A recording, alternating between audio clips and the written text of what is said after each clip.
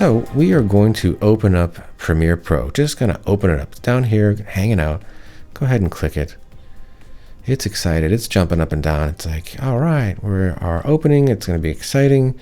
It's loading all the fun updates. And as it's jumping, why is it jumping? It's jumping because this program has been made to make blockbuster films that you've seen in the movies when you were able to go back in the day, things you watch on Netflix.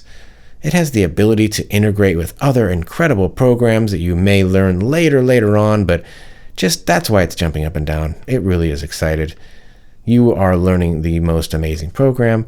Let's take a look. Now, you got this little thing that has things that you've done previous projects, and I would recommend going to New Project. All right. Hey, and a little box appears. It kind of flew away. Look, location, browse. Name, what do you want to name it? So I always name the file, right?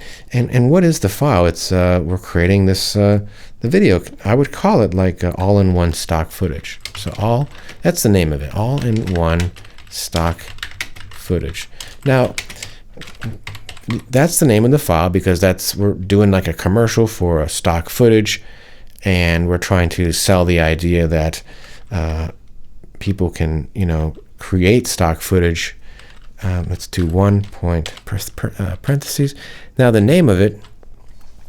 So here you go to the name, what version of it, and at the end, what are you doing? What am I doing? All in. I say all in because it is putting everything in. So you do the name, the version number, all in. Now go to browse. This is important.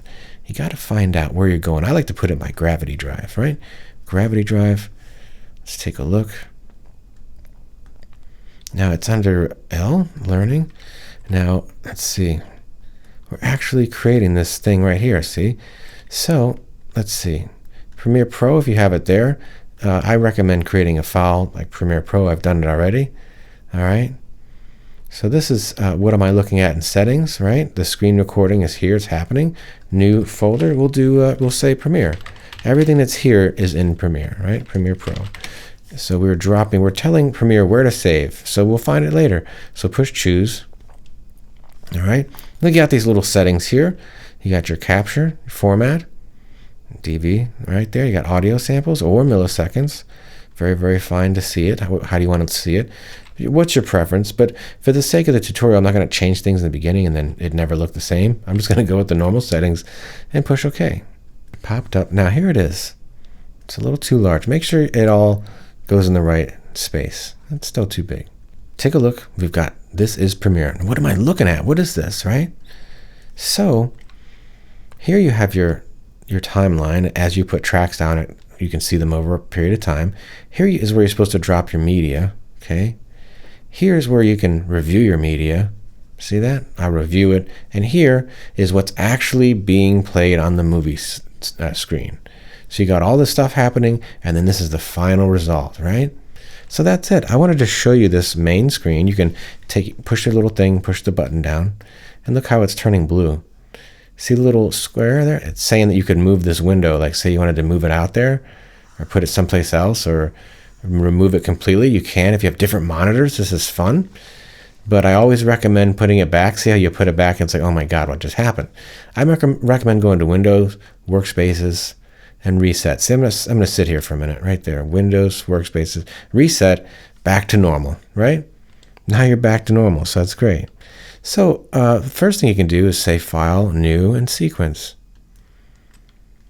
Look at all these settings, right? And you've got all these cameras here. You got a digital DSLR. If you want it, I recommend 1080 as much as you can. Even if your file is 4K, I still recommend that you put it in 1080 because this program loves that, and it downscales anyway. You can pick your camera here, whatever you have. Red, look at this red. Oh man, if you're shooting with the red, you can look at that 5K. The project is waiting for you in 5K. Kind of amazing. So pick your camera. You got different settings over here, or you can also do sequence. Like what's the sequence called? Like you can make it up to it. We'll just say sequence 1 for us. And then you have different settings here, which is kind of amazing. And then you say I picked this one. I picked it, right? So if that escaped you, you can always go to sequence settings, and then you can see what's here, right? I know for a fact that we shot in 24 frames per second. Exactly. I know that for a fact because I looked at it, and I will recommend you knowing what frames per second you shot it. So you put the project at 24 because I know that that's ours. Look at this. This is the right size, 1920. Cool. And we have it down here as well. This is for later. You don't want to do super depth. Render quality it's for later, but we'll get into that. And then you have the VR properties. If you have VR, good for you. That's kind of amazing. Let's see. All right, so yeah, no fields, progressive, that's fine. This is all normal, right? DSLR. We didn't really shoot in a DSLR. We shot in like a action camera. Like it's a small action camera. So you kind of try to like, well, which one's action camera ready, but it still can work that way. You can do custom if you'd like to. I recommend saying custom because it's technically not a DSLR. It's a small action camera. So, all right, ready? Okay. And if you wanted to go in to get a new sequence, again, new sequence, you can go to the settings. I wanted to show you that the settings is the same thing we just saw, right? I wanted to get over this menu. I didn't want to skip over these 3 tracks. You can start with these tracks. You can add more. You can add if you want more. 6 audio tracks is fun. Stereo, look at this, 5.1. Thank you. Multi-channel, wow. Okay. Mono for if it's a voice track. VR video, okay, whenever that happens, I guess we'll be ready for that. But I just wanted to show you the settings and how it's important just to look over your settings, and then you'll be happy with it. And then you'll know exactly what camera you used and what frames per, for the frame rate. And then what you definitely want to do 1920 by 1080, even if you shot in 4K. I will explain later. So the next video, we will be putting all our files into the program. That's what you have to do next. If you have to watch this video again, do it. So you can be like, all right, settings.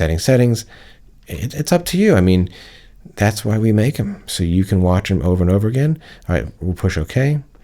And I will see you in the next video putting footage in.